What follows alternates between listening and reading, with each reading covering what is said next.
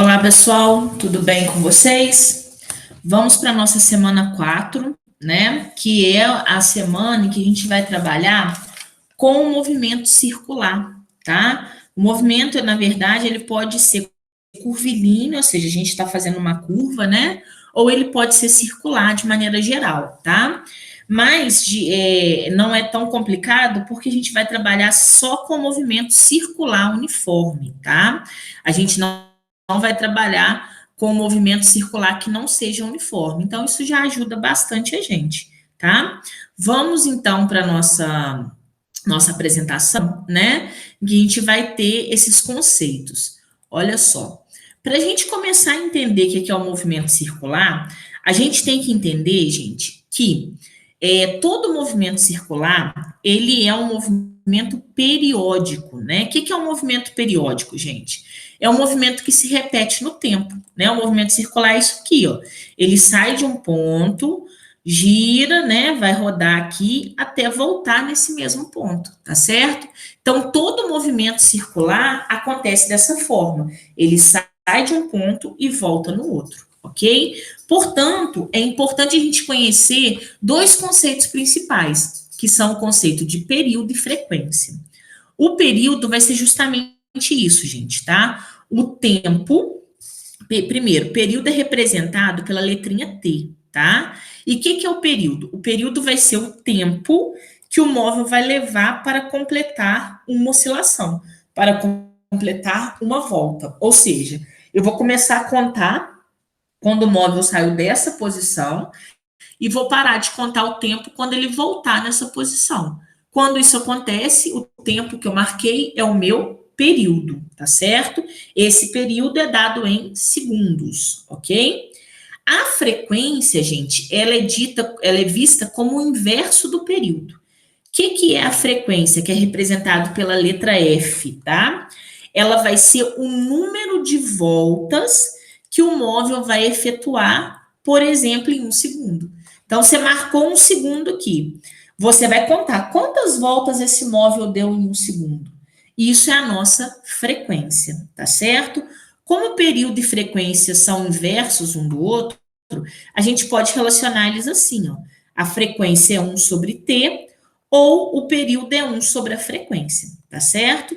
Lembrando que o período, a unidade, é segundos, e a frequência, a unidade, gente, é chamado de hertz, tá? Que é esse Hz, beleza? Então, a frequência vai ser na unidade hertz, que é o nosso Hz, ok? Então, período e frequência é muito importante, tá bom, gente? Um outro conceito bastante importante nessa parte do movimento circular é o cálculo da velocidade angular. E aí a gente pode fazer um comparativo com a velocidade que a gente tinha anteriormente, né? Como é que a gente calculava a velocidade que a gente aprendeu lá na semana 1? A velocidade era o ΔS dividido pelo ΔT, certo? Então, era o deslocamento que a gente tinha em linha reta, né? Dividido pelo tempo. Aqui agora, gente, como o movimento é circular, a gente não vai ter mais um deslocamento em linha reta. A gente vai ter um deslocamento que vai ser esse aqui, ó. Sei lá, vou sair do ponto 1 e chegar até o ponto 2. Eu posso medir esse deslocamento, gente, em função do ângulo que foi descrito, tá? Então, para a gente calcular a velocidade angular, que é a velocidade do ângulo, a gente vai fazer como? O delta θ, que é o quanto que o ângulo variou, né? Dividido pelo delta t. Então, por exemplo, se eu falar que esse ângulo descrito aqui é 60 graus, eu iria fazer 60 graus dividido pelo tempo, né? Pelo tempo que ele levou para descrever esses 60 graus. Só que tem um detalhe, tá, gente? Depois eu acho que lá nos exercícios tem isso. Esse ângulo, ele não pode ser em graus, ele tem que ser em radianos. Isso é uma regrinha da matemática. Então, toda vez para a gente transformar, a gente vai fazer isso aqui, ó. 180 graus é igual a π radianos, tá? 180 graus é igual a π radianos. Aí a gente consegue transformar. Por exemplo, né, o que eu tinha falado aqui, ó. Se eu quisesse saber 60 graus em radianos, era só fazer essa regrinha de 3 que a gente iria descobrir, ok? Então, a velocidade angular, que a gente chama de ômega, como se fosse um W, né? Mas nas letrinhas gregas recebe o nome de ômega. O ômega vai ser a velocidade angular, que vai ser o ângulo que foi descrito, dividido pelo tempo. Portanto, a unidade da velocidade angular vai ser radianos por segundo, tá bom? Isso é muito importante, gente, relacionar a velocidade angular, tá certo, com o ângulo. Mas tem situações que o exercício ele vai pedir para a gente relacionar a velocidade angular, que é o nosso ômega, né, com a velocidade escalar. Velocidade escalar, gente, é aquela velocidade que a gente já estava acostumada a calcular, tá? Então, a velocidade escalar é o nosso V, beleza? O V, qual que é a relação, então, entre a velocidade escalar e a velocidade angular? V é igual a ômega vezes R, tá?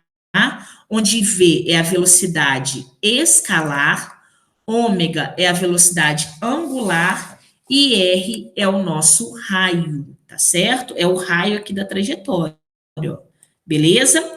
Uma outra coisa interessante aqui, gente, bem importante, é em relação a essa velocidade. A velocidade escalar, que é o V, ela vai ser sempre tangente ao deslocamento circular. O que é isso, tangente, né? Tangente é que toca em apenas um único ponto aqui, ó.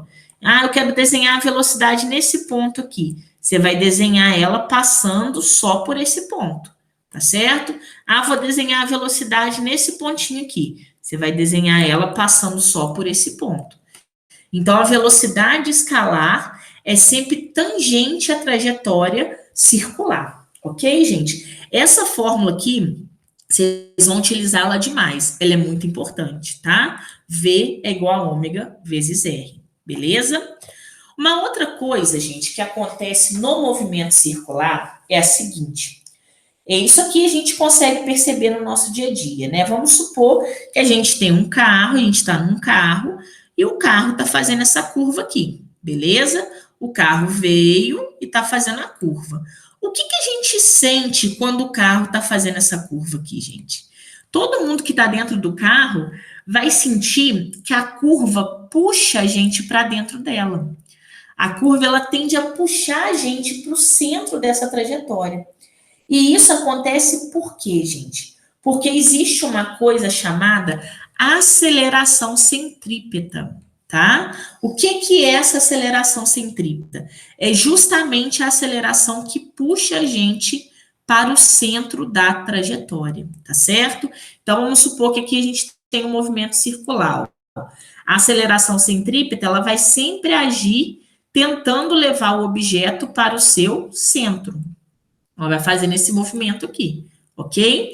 E como é que a gente calcula a aceleração centrípeta? Ela tem duas fórmulas, tá? Uma fórmula que é dependente da velocidade escalar e uma fórmula que depende da velocidade angular. A fórmula da velocidade escalar é V ao quadrado sobre R, onde V é a velocidade escalar, certo? E a outra fórmula da aceleração centrípeta é o ômega ao quadrado vezes R, onde o ômega é a nossa velocidade angular, tá? Você pode usar qualquer uma delas, não tem problema nenhum, ok? Uma outra situação, gente, que é muito importante no movimento circular, é a relação do ômega com o período ou a frequência, que é aquele conceito que nós vimos lá no início, certo? Como é que eu relaciono a minha velocidade angular com o período ou com a frequência? O ômega em relação ao período é isso aqui, ó. Ômega é igual a 2π sobre t. E você não substitui o π, você vai deixar o π, certo? A não ser que o exercício fale para você substituir, ok? E como o período e a frequência são inversos, se o período está dividindo aqui, ó, a frequência vai ser ômega é igual a 2π vezes f, tá? Ômega vai ser igual a 2π vezes f. Essas duas formulazinhas também são bem importantes, principalmente para essa parte que vai vir agora, que é o caso da transmissão do movimento circular, certo? O que é isso, transmissão do movimento circular? é quando o movimento de um corpo passa para o outro. Isso aqui acontece muito, gente, é um exemplo bem lógico para a gente, é a bicicleta. Né? Você pedala num local e esse local onde você pedalou transfere o movimento que você fez para a roda. Né? Não é assim que funciona? Aqui está o local onde você pedala, beleza? Esse local onde a gente pedala, a gente chama de coroa, geralmente. Aí tem um pequenininho aqui, que é a catraca, que é onde está, por exemplo, as marchas da bicicleta. E esses dois são ligados pela corrente, certo? E essa catraca tá dentro da roda. A roda é o grandão aqui, ó. Então, o movimento circular, ele está sendo transmitido. Existem 3 tipos de transmissão do movimento. A ligação, que é por correia, tá? Que é a mesma coisa que por corrente, que seria essa situação aqui, beleza? O que acontece nesse caso, gente, quando ocorre a ligação por correia ou por corrente, né? A gente vai dizer que a velocidade linear, a velocidade escalar, linear e escalar é a mesma coisa aqui, tá, gente? Então, quando eu falar linear, vai significar escalar. Ou se eu falar escalar, vai significar linear, ok? Então, a velocidade escalar dos dois objetos ali, dos dois objetos circulares, eles são iguais. Então, eu vou dizer que a velocidade aqui do A é igual à velocidade do B, certo? A velocidade escalar. Então, a gente já viu que V é igual a ômega vezes R, não é isso? Então, eu posso substituir. No lugar do V, no lugar do VA, eu coloco ômega A vezes RA. No lugar do VB, eu coloco ômega B vezes RB, certo? Ah, não quero escrever em função do ômega, não. Eu quero escrever em função da frequência. Né? A gente já sabe que o ômega é 2π vezes F, certo? Aí eu posso substituir também. Como vai ter 2π de um lado e 2π do outro, ó, eu cortei, né? Então, ficou frequência de A vezes o raio de A é igual a frequência B vezes o raio de B.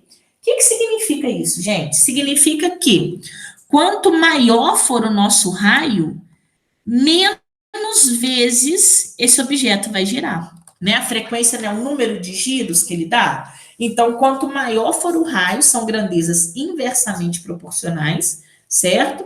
Então, quanto maior o raio, menor vai ser a frequência.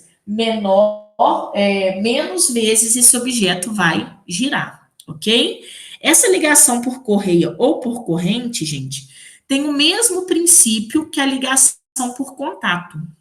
Tá? O que é uma ligação por contato? A gente poderia dizer que uma ligação por contato são engrenagens que estão funcionando, por exemplo, né? Então, tem 2 engrenagens ligadas aqui, ó, certo? E aí a gente consegue também fazer o cálculo. Essa ligação por contato, ela é mais interessante porque dá para a gente saber o sentido do movimento também. Se essa daqui gira nesse sentido, ó, que nesse caso aqui é o sentido horário, né? Essa daqui vai girar no sentido anti-horário, tá? Então, essa daqui estaria no sentido horário, fazendo isso aqui, ó, e essa aqui está no sentido anti-horário. Elas vão estar sempre em sentidos contrários, tá? Mas a questão do cálculo é a mesma. O VA vai ser igual ao VB, certo? Então, a gente pode substituir pelo ômega ou pela frequência. E vai cair na mesma relação. Quanto maior for o raio, menos vezes o objeto vai girar, tá certo?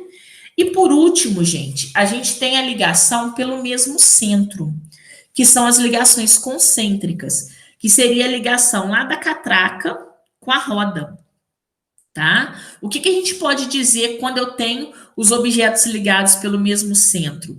A gente vai dizer que a velocidade angular desses objetos é que vai ser a mesma. Não é a escalar mais, é a angular, tá? A velocidade angular do corpo A e do corpo B vão ser iguais, tá? Por quê? Porque elas vão girar ao mesmo tempo, né? Não importa se uma tem um raio maior do que a outra, elas vão girar juntas, certo? Então, o que muda nesse caso aqui? Vai mudar a velocidade linear, a velocidade escalar, tá? Isso aqui é que vai mudar. Ok, gente? Se o ômega é igual, o período e a frequência também são iguais, é o que está sendo mostrado aqui, ó, tá? Então, essa é a relação quando os objetos estão ligados pelo mesmo centro, ok? E aí, gente, a gente passa para os nossos exercícios, né? Os exercícios estão aí na página 115, 116, e eu fiz para vocês o número 1 e o número 2. E vocês vão ter que fazer só o número 3, tá? Que nessa parte só tem 3 exercícios. Então, no número 1, a gente tem o seguinte, é bem interessante esse número 1. É o esquema da bicicleta, tá? Então, ele fala o seguinte, ó, a figura apresenta esquematicamente o sistema de transmissão de uma bicicleta convencional. Na bicicleta, a coroa, que é o A, esse A aqui, ó, tá? Conecta a catraca, que é o B, certo? Por meio da correia, né, ou corrente. Por sua vez, B ligada à roda R, certo? Girando com ela quando o ciclista está pedalando. Nessa situação, supondo que a bicicleta se mova sem deslizar, as magnitudes das velocidades angulares ômega A, ômega B e ômega R são tais que. Então, a primeira coisa que nós fizemos aqui, gente, foi relacionar o A com o B, que é ligação por correia, né? Então, ó, VA é igual a VB. Mas a gente já sabe que o V é igual a quem? Ômega vezes R, né? Então, nós vamos substituir. Eu vou colocar aqui, ó, ômega A vezes RA é igual a ômega B vezes RB, certo? Quem que tem um raio maior do A e B? O A, o objeto A. Então, ó, quanto maior o raio de A, menor a velocidade de A. Então, a velocidade de A é menor que a velocidade de B, certo? Esse símbolo aqui é o símbolo de menor, né? Velocidade de A menor que a velocidade de B. E a velocidade de B e a velocidade de R, né, gente? Esse caso, B e R estão ligados pelo mesmo centro. Só a gente voltar aqui, ó. B e R estão ligados pelo mesmo centro. Se B e R estão ligados pelo mesmo centro, significa que o ômega dos dois é o mesmo, né? Então, ômega R é igual a ômega B. Portanto, o que a gente então consegue descobrir, ó? Que o ômega B é igual a ômega R, certo? E esses dois valores são maiores do que o ômega A. Então, a resposta correta só pode ser a letra A, né, gente? Ômega A, como é que a gente lê isso aqui, ó? Ômega A menor que ômega B, que é igual a ômega R, tá certo? Então, você tem como fazer essa análise através da transmissão do movimento circular. Beleza, gente? E o número 2 é para a gente fazer um cálculo. Vamos ver o que está dizendo o número 2. A polia da figura abaixo está girando em torno de um eixo, que é o nosso pontinho O aqui, né? Esse Ozinho aqui. E o ponto B dista 1 metro de O. E o ponto A, 0,5 metros de O. Sabendo que a polia gira com frequência de 10 Hz, pede-se, letra A, o período de rotação de cada ponto. Então, como é que eu vou saber o período de rotação? Primeira coisa, gente, esse exercício 2, ele vai funcionar também como movimentos concêntricos. Por quê? O ponto A é como se ele formasse um outro círculo aqui dentro da polia. E o ponto B também. E aí todos estariam ligados pelo mesmo centro, certo? Portanto, a rotação, né, o período do ponto A vai ser igual ao período do ponto B, já que eles estão ligados pelo mesmo centro. E quanto que vai valer esse período? É só a gente fazer o inverso da frequência. Se a frequência é 10, né, o período vai ser 1 sobre 10. 1 sobre 10 que vai dar 0,5, 0,1 segundo, tá bom? Então, o período vai ser 1 sobre a frequência é 10. 1 sobre 10, 0,1 segundo, tá certo? Esse é o período do ponto A e do ponto B, ok? Na letrinha B, gente, quer que a gente calcule a velocidade escalar de cada ponto. Lembre-se que a velocidade escalar é o V, né? O V vai ser diferente, tá bom? Como é que eu vou calcular o V? olha a formulazinha que eu coloquei aqui, ó. V igual a ômega vezes R. Mas eu sei que o ômega é 2π vezes F, né? A gente sabe disso, porque eu vou utilizar o valor da frequência. E aí vai ser 2π vezes F vezes o raio, tá? Nós não vamos substituir o π, eu vou deixar dessa forma. Então, o VA vai ser 2π vezes a frequência, que é 10, vezes o raio do A, que é 0,5, tá? Então, é só a gente multiplicar isso aqui, o VA vai ser 10π metros por segundo, ok? E vou fazer o do VB. O VB vai ser a mesma coisa, ó, 2π, a frequência que é igual, o que que muda então? O raio. O raio do B é 1, certo? Então, multiplicando esses três valores, vai ficar 20π metros por segundo, ok? E aí a gente terminou a letrinha B. A letra C, ele quer saber a velocidade angular de cada ponto. É o que a gente já falou. Se o período é o mesmo, né? A frequência é o mesmo para os dois pontos. O período é o mesmo para os dois pontos. A velocidade angular também vai ser, tá? E quanto que vai valer essa velocidade angular? Eu coloquei aqui, ó, ômega A igual a ômega B. Mas quanto que ela vale? Ômega igual a 2π vezes F. A gente sabe que a frequência é 10, então é só a gente substituir. Ômega vai ser 2π vezes 10, ou seja, ômega vai ser 20π. Aí, no caso aqui, gente, tem que ser radianos por segundo, tá? Vou corrigir aqui para vocês. Radianos por segundo, que é o nosso ômega. Ok, gente? Então, esse é o exercício 2, beleza? E aí, vocês vão fazer o exercício 3 para a gente encerrar o movimento uniformemente variado, né? Que é o objeto de estudo da nossa semana 4. Tá certo, gente? Qualquer dúvida que vocês tiverem, é só me mandar, tá bom? Me mandem as dúvidas que a gente vai esclarecendo essas questões ao longo das semanas, tá certo, gente? Um grande beijo para vocês, fiquem com Deus e tchau, tchau.